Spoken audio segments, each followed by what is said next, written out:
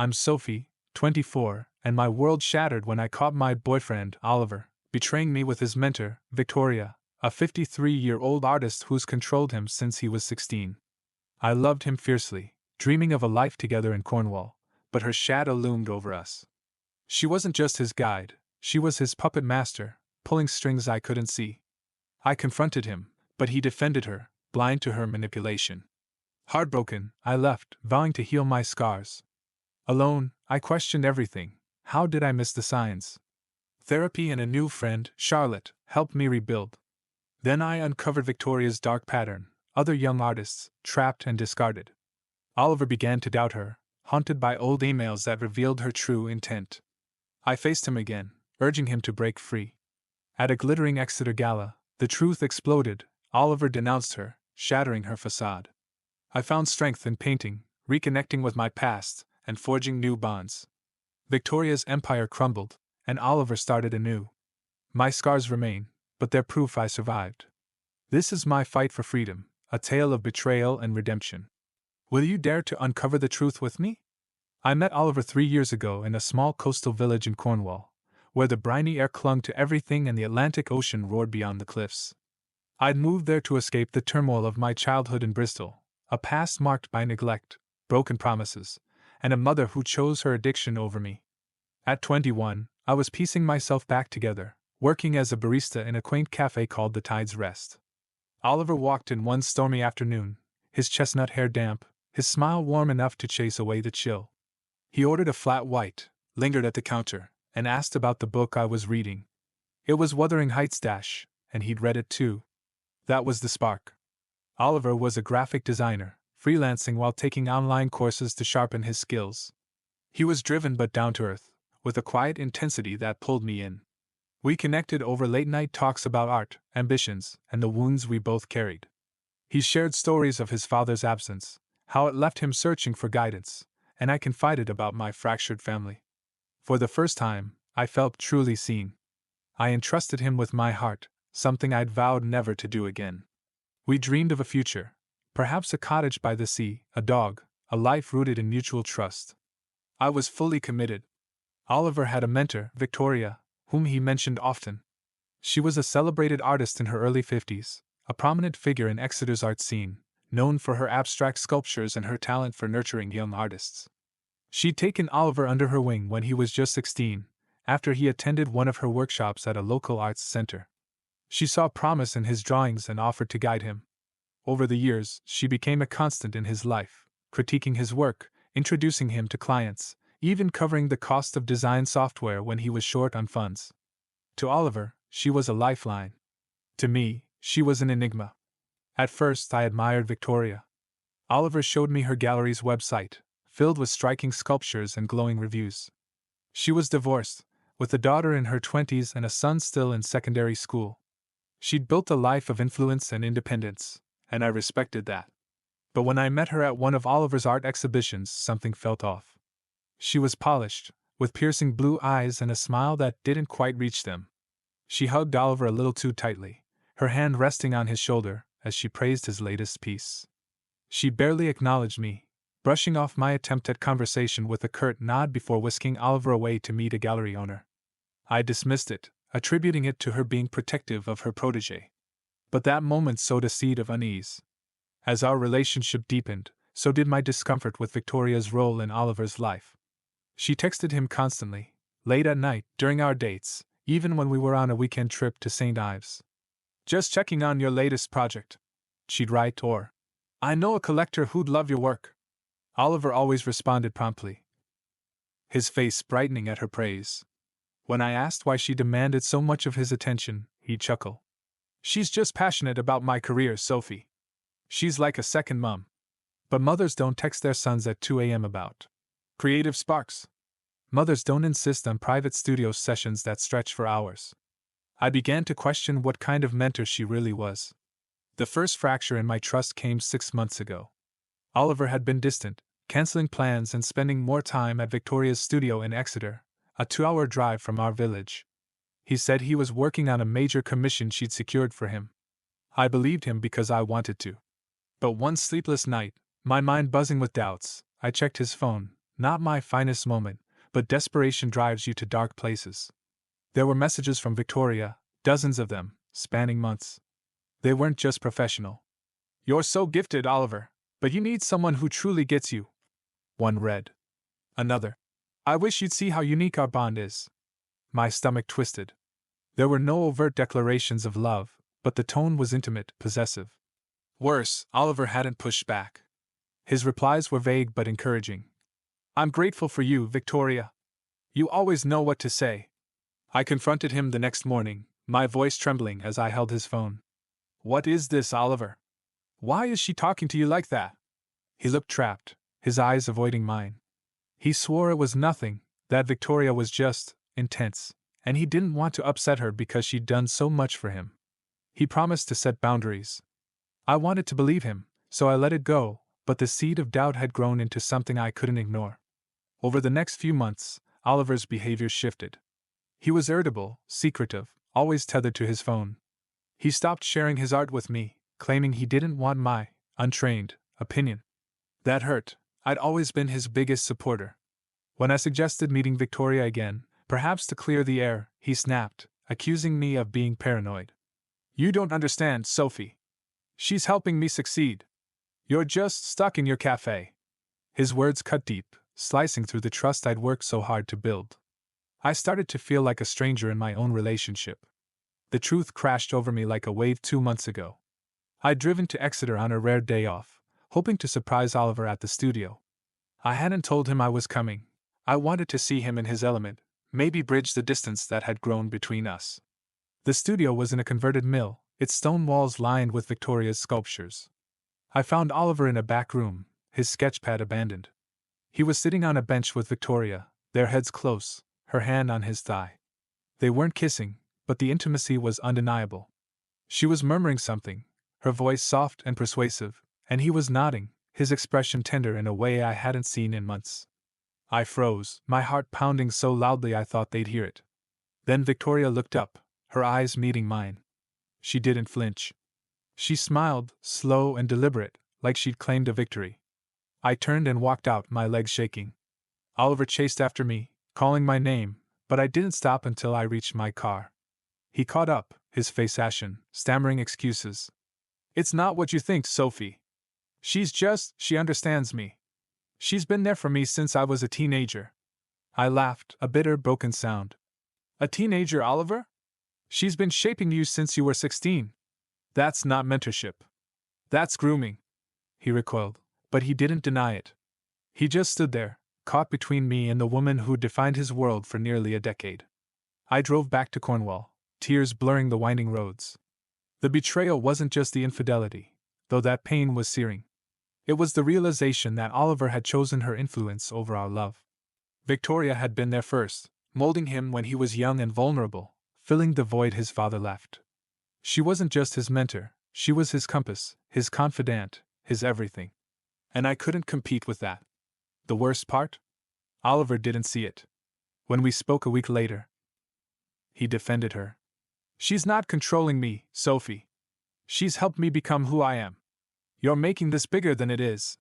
He spoke of her like she was a saint, ignoring how she'd crossed boundaries, encouraging him to drift from friends, nudging him toward her philosophies, even suggesting he adopt her esoteric spiritual practices, which clashed with his own beliefs. I tried to make him see it, to explain how predators operate, building trust over years to manipulate. But he wasn't ready to listen. He was still ensnared, caught in a web spun long before I entered his life. I ended things that day. I couldn't stay with someone who couldn't face the truth, who'd betrayed me so profoundly. The pain was agonizing, not just because I'd lost Oliver, but because I'd lost the future I'd envisioned. He knew my history, how hard I'd fought to trust again after a childhood of abandonment. He'd seen me weep over my past, held me when I felt worthless.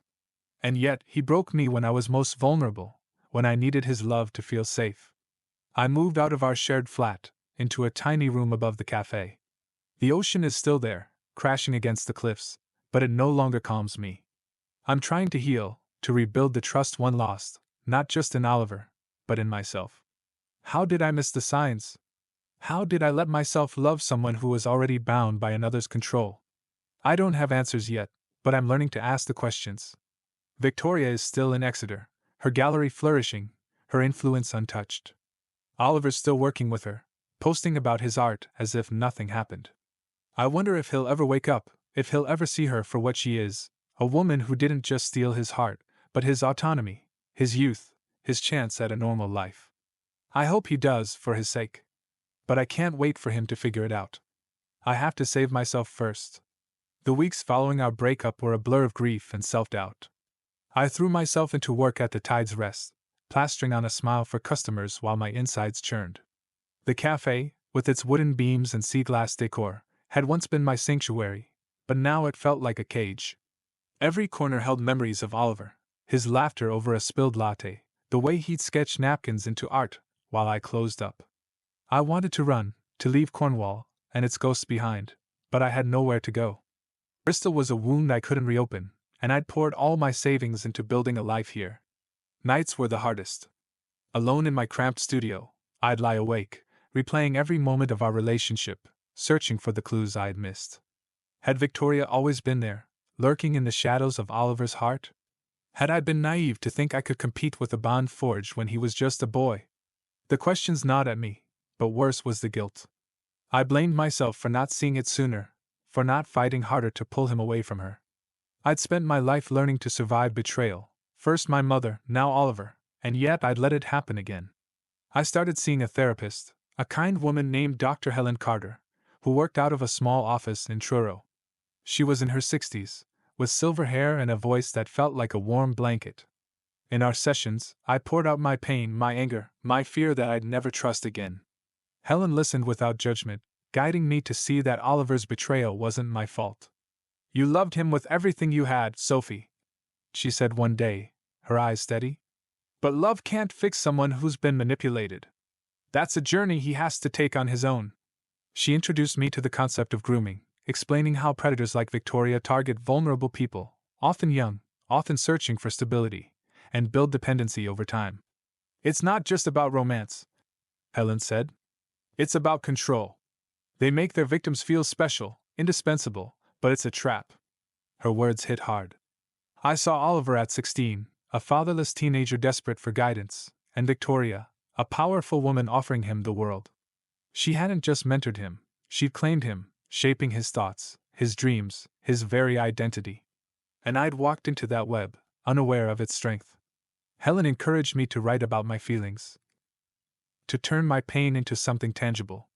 I bought a leather-bound journal and started filling it with letters I'd never send, to Oliver, to Victoria, to the girl I used to be. Writing became my lifeline, a way to untangle the chaos in my head. I wrote about the betrayal, but also about the small moments of joy I'd forgotten, the way the sun painted the cliffs gold at dawn, the laughter of children chasing waves on the beach. Slowly, I began to remember who I was before Oliver, before the pain.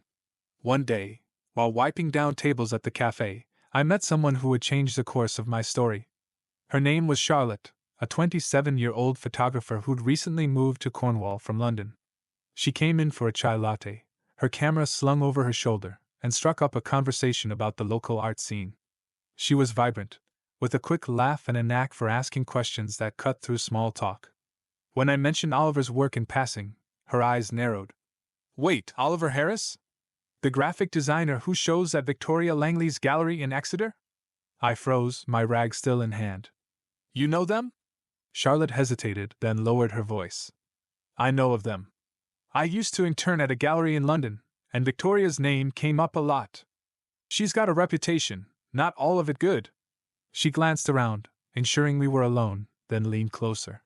"There were rumors about her getting too close to her protégés. Nothing proven, but people talked. Young artists, usually guys, who'd end up dependent on her. Like, emotionally, professionally, sometimes more." My heart raced. This was the first time someone outside my own head had validated my suspicions. I invited Charlotte to stay after my shift, and over mugs of tea, I told her everything: Oliver's betrayal, Victoria's influence, the scene at the studio. She listened intently, her face a mix of empathy and anger. "That's not mentorship, Sophie. That's predatory. She's been doing this for years, and no one's called her out because she's powerful. People are afraid of her." Charlotte's words lit a spark in me. I wasn't alone in seeing Victoria for what she was. But the spark also brought fear. If Victoria had a pattern, how many others had she hurt? And why was Oliver still blind to it? I asked Charlotte if she'd heard anything specific about Oliver. She shook her head. I only know his work through her gallery. But if he's still tied to her, he's in deep. People like her don't let go easily. Charlotte became a friend, a beacon in my darkness. We started meeting regularly, exploring Cornwall's beaches and moors, her camera capturing moments I'd forgotten to notice. She encouraged me to try new things, yoga classes, local book clubs, even a pottery workshop. Slowly, I began to rebuild my sense of self. But the shadow of Victoria and Oliver lingered. I couldn't shake the feeling that this wasn't over, that the story had more chapters to unfold. 3 months after the breakup, I saw Oliver again. It was at a craft fair in Penzance, where I'd gone with Charlotte to browse handmade jewelry and local art. I wasn't expecting him, but there he was, manning a booth with his prints and sketches. He looked tired, his eyes shadowed, but his smile was the same one that had once melted my heart. For a moment, I considered turning away, but Charlotte squeezed my arm. You don't have to talk to him, but don't let him chase you off. This is your space too. I nodded, steeling myself, and approached his booth. Oliver's face lit up, then faltered as he registered my expression. Sophie, he said, his voice soft. I didn't know you'd be here. Neither did I replied, keeping my tone neutral. I glanced at his work, bold, intricate designs, but there was something different, a heaviness in the lines. These are new. He nodded, rubbing the back of his neck. Yeah, I've been experimenting. Victoria's been pushing me to try darker themes. The mention of her name was a knife to my chest, but I didn't flinch. I asked about his process, keeping the conversation light, but I was watching him closely. He seemed nervous, glancing around as if expecting someone to appear. When I asked how he was doing, he hesitated. It's complicated. I'm working a lot. Victoria's got me on a big project, but it's intense. Intense how? I pressed, my curiosity overriding my caution. He shrugged, but his eyes betrayed unease. She's just particular. Wants things done her way. It's stressful, but she's got connections, you know? I can't mess this up. There was a plea in his voice, like he was trying to convince himself as much as me. I wanted to shake him, to scream that Victoria wasn't his savior but his captor. But I knew it wouldn't work. He wasn't ready.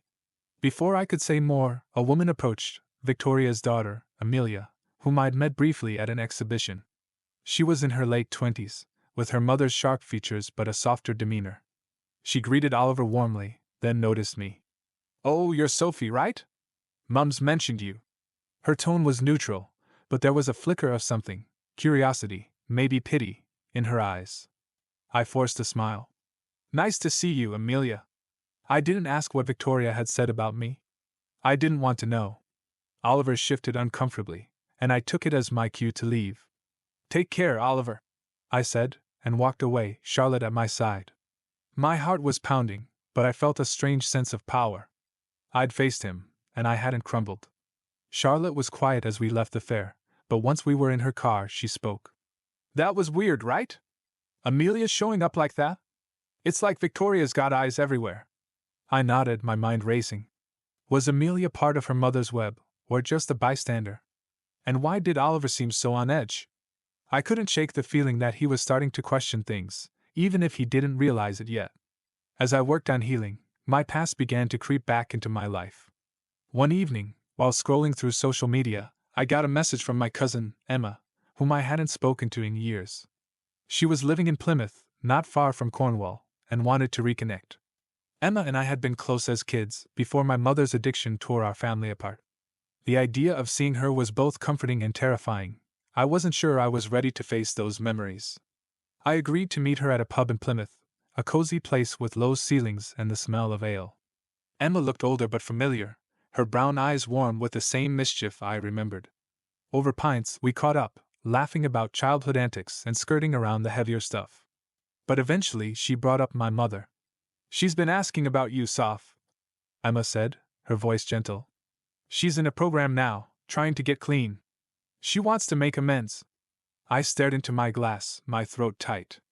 My mother had abandoned me at 15, leaving me to fend for myself with a string of foster homes. The idea of her wanting to reconnect felt like a betrayal of the girl who'd survived her neglect. But Emma's words stirred something in me, a need to confront my past, to understand why I'd been so drawn to Oliver, a man who'd also betrayed me. "I'm not ready," I told Emma, "but I promised to think about it." She hugged me tightly as we parted, and for the first time in years, I felt a flicker of family. Back in Cornwall, I wrote about my mother in my journal, digging into the pain I'd buried. I realized that my childhood had made me crave stability, which is why I'd clung to Oliver so fiercely. But it had also made me resilient. I'd survived my mother's abandonment, and I could survive this too. The realization gave me strength, but it also made me wonder about Oliver's past. His father's absence had left him vulnerable, just as my mother's had left me. Victoria had exploited that vulnerability, but could he break free? I wasn't sure, but I started to hope, for his sake, not mine. 6 months after the breakup, I got an unexpected call from Oliver. I was at the cafe, cleaning the espresso machine, when my phone buzzed. His name on the screen sent a jolt through me, but I answered, keeping my voice steady. "What do you want, Oliver?" He sounded different, hesitant, almost fragile. "I need to talk, Sophie. Not over the phone. Can we meet? Please?" There was a rawness in his voice I hadn't heard before, and against my better judgment, I agreed. We arranged to meet at a quiet beach near St. Agnes, a place we'd once loved. When I arrived, Oliver was already there, sitting on a rock, staring at the waves. He looked thinner, his shoulders hunched. I sat beside him, keeping a safe distance, and waited. Finally, he spoke. "I've been thinking about what you said. About Victoria. About grooming." The words sounded foreign in his mouth, like he was testing it. I didn't want to believe it. I still don't, not completely. But things have happened, and I'm starting to see, maybe you were right. My heart skipped. "What things?" He took a deep breath, his hands fidgeting. "She's been pushing me harder lately. Not just with art, but with everything. She wants me to move into her guest house, to be closer to the studio. She's been talking about us having a partnership, not just professional. It felt wrong, Sophie. Like she was trying to own me." He paused, his eyes distant. "And then I found something. Old emails, from when I was 17. She was writing to me like I was more than a student. I didn't see it then, but now, it makes me sick." I listened, my anger at Victoria flaring anew. But I also felt a surge of hope. Oliver was starting to see the truth, even if it was just a crack in the facade. I asked about the emails, and he described them, messages filled with praise, but also subtle manipulations, encouraging him to rely on her, to see her as his only true ally. "I thought she was helping me," he said, his voice breaking. "But now I wonder if she was just using me." I wanted to hug him, to tell him it wasn't his fault, but I held back. This was his journey, and I couldn't carry him through it. Instead, I shared what I'd learned from Helen about grooming, how it works, how it traps people. I told him about Charlotte's stories, the rumors about Victoria's other protégés. Oliver listened, his face a mix of shock and shame. "I don't know what to do," he admitted. "She's got so much control, my clients, my portfolio, my reputation. If I walk away, I lose everything." "You don't lose yourself," I said firmly. "That's what she's taken from you, Oliver. Your ability to choose your own path. But you can take it back." He nodded, but I could see the fear in his eyes. Breaking free wouldn't be easy, and he wasn't there yet. We sat in silence for a while, the waves crashing below us. Before we parted, Oliver apologized, not just for the betrayal, but for not listening when I tried to warn him. "I hurt you, Sophie, and I'll never forgive myself for that. You didn't deserve it." His words were sincere, but they didn't erase the pain. I thanked him for his honesty and left, my heart heavy but lighter than it had been in months. Oliver was waking up, and that was something. A month later, Charlotte came to me with news that changed everything. She'd been digging into Victoria's past using her old art world contacts, and had uncovered something big. "There's a pattern, Sophie," she said, her eyes blazing. "At least 3 other artists, all young men, who worked with Victoria over the years. They all followed the same arc: mentorship, dependency, then a fallout when they tried to break free. One of them, a guy named James, is willing to talk. He lives in Bristol now." I was stunned. Charlotte arranged a meeting with James, and we drove to Bristol together. James was in his 30s, with a quiet demeanor and haunted eyes. Over coffee, he told us his story. He'd been 18 when Victoria took him under her wing, a talented sculptor with no family support. She'd showered him with attention, funded his supplies, and promised to make him a star. But over time, her mentorship turned possessive. She'd isolated him from friends, dictated his creative choices, and hinted at a romantic connection he wasn't comfortable with. When he tried to pull away, she sabotaged his career, spreading rumors that tanked his reputation. "It took me years to rebuild," he said. "She's a predator, plain and simple." James's story was a mirror of Oliver's, and it gave me the courage to act. I realized that Victoria's influence wouldn't stop unless someone exposed her. With Charlotte's help, I started gathering evidence, screenshots of Oliver's emails, James's testimony, and Charlotte's notes from her contacts. I also reached out to Amelia, Victoria's daughter, hoping she might know something. To my surprise, she agreed to meet me in Exeter. Amelia was guarded at first, but as we talked, her defenses softened. "I've seen how Mum is with her artists," she admitted. "It's always been intense, but I thought it was just her passion. Lately, though, I've wondered, especially with Oliver. She talks about him like he's hers." Amelia revealed that she'd found old letters in her mother's study, written to another protege years ago, with the same possessive tone as Oliver's emails. "I don't know what to do with this," she said, her voice trembling. "She's my mom, but I don't like what she's doing." I asked Amelia if she'd help us, and after a long pause, she nodded. "I'll talk to Oliver," she said. "Maybe he'll listen to me." It was a small victory, but it felt monumental. For the first time, I saw a path forward, not just for me, but for Oliver and others Victoria had hurt. The climax came at an art gala in Exeter, where Victoria was unveiling a new exhibition. Charlotte and I attended, armed with our evidence and a plan. Oliver was there, his work featured alongside Victoria's, but he looked like a ghost of himself, pale, withdrawn, his eyes darting nervously. Amelia had spoken to him, planting seeds of doubt, and I could see they'd taken root. During the gala, Charlotte discreetly shared our findings with key figures in the art community, curators, critics, and gallery owners who'd long whispered about Victoria's behavior. Meanwhile, I approached Oliver, pulling him aside. "This is your chance," I said. "You can walk away from her tonight. You don't need her to succeed. You never did." He looked torn, his hands shaking. "I'm scared, Sophie. What if I can't do this without her?" I took his hand, meeting his eyes. "You can. You're stronger than you know." At that moment, Amelia joined us, her presence a quiet reassurance. "She's not your future, Oliver," she said. "You deserve better." As the gala reached its peak, Victoria took the stage to speak, her voice commanding the room. But before she could finish, Oliver stepped forward, his face resolute. "I need to say something," he said, his voice trembling but clear. The crowd fell silent, sensing the weight of the moment. "Victoria Langley has been my mentor for years, but I've come to see that her guidance wasn't what I thought. She's manipulated me, controlled me, and I'm done. I'm walking away." Gasps rippled through the room. Victoria's smile froze, her eyes narrowing. "Oliver, this is hardly the place," she began, but he cut her off. "No. It's exactly the place. People need to know who you really are." He didn't name James or the others, but he didn't need to. The truth was out, and Charlotte's whispers had already spread. Victoria's composure cracked, and she left the stage, her face a mask of fury. The aftermath was chaotic. Some in the art world rallied behind Victoria, but others began asking questions. James came forward publicly, sharing his story, and soon, another former protege did the same. Victoria's gallery took a hit, and her influence began to wane.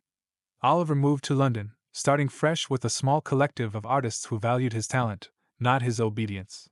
He and I didn't reconcile. Too much had been broken, but we stayed in touch, our shared history a quiet bond. As for me, I found peace in Cornwall. I kept working at the cafe, but I also started painting, channeling my emotions into canvases of stormy seas and golden cliffs. I reconnected with my mother, cautiously, setting boundaries but allowing space for healing. Charlotte became my closest friend, her laughter a reminder that joy was still possible. And Amelia, freed from her mother's shadow, began forging her own path as a writer, her courage inspiring me. This is my story, and it's far from over. The scars remain, but they're proof of my survival. I learned to trust myself, to listen to the quiet voice that warned me when things were wrong.